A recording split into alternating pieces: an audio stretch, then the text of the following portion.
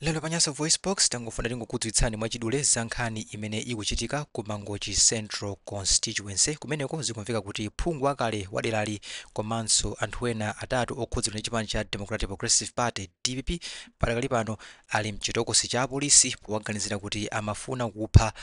olemekezeka phungu wa nyumba ya malamulo ku dera limeneli mayi Rosa Fachi Mbiridzi. Nkhani yonseyi ikunena kuti amene wandithu a Victoria Kingston anachita hayala anthu ena kuti apange chiwembu a Rosa Fachi Mbiridzi powapha pofuna kuti asokoneze zotsata chachisankho zimene zaulutsidwa posiyidwa pa zolengeza aphungu ndithu amene apambana m'madera osiyanasiyana a dziko lino la Malawi. Nkhani imeneyi yatsimikizidwa ndi mneneri wa polisi ku Mangochi mayi Amina Daud kuti atapanga kafukufuku wakazitape zadziwika kuti amenewa ndithu a Victoria Kingston komanso anthu ena atatu amakonza chiwembu chimenechi. Iwowa akuti anthu awiri avomereza kapena kuti avomera mlandu umenewu amenewa ndithu ndi Asanudi Sande komanso a Asiyatu Amani amene ndi akuluakulu a chipani cha DPP kumeneko ku Mangochi Central kuti iwo ndithu avomera kuti amachita nawo mapani amenewa ofuna kuwapha a Rosa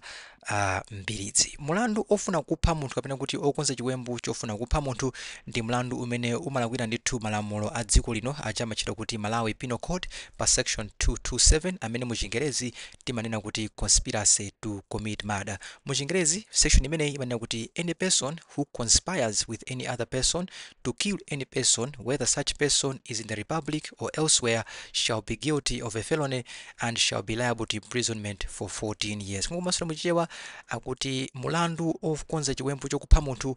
aliyense amene adzakhale pansi ndikupanga pulani ndi munthu aliyense kuti akaphe munthu nkhale munthu ali kunja kwa dziko lino, munthu ameneyo ndithu akamangidwa adzapezeka kuti iyeyo ndolakwa ndipo adzagamulidwa kuti akakhale ku ndende zaka 14. Ndi nkhani ndimeneyo kuchokera ndithu ku Mangochi, phungu wakale kumakonza chiwembu chofuna kupha munthu amene ndithu ali phungu wa nyumba ya malamulo. Ndi mutu nokha Malawi amene mmakhala ku Mangochi kuti maganizo anu ndiona makhani imeneyi kuti Malawi tikaluza zisankho tizikhala chonchi kuti mpaka na ndithu kumachita hayala zigawenga kuti zikaphe munthu chifukwa chokuti ifeyo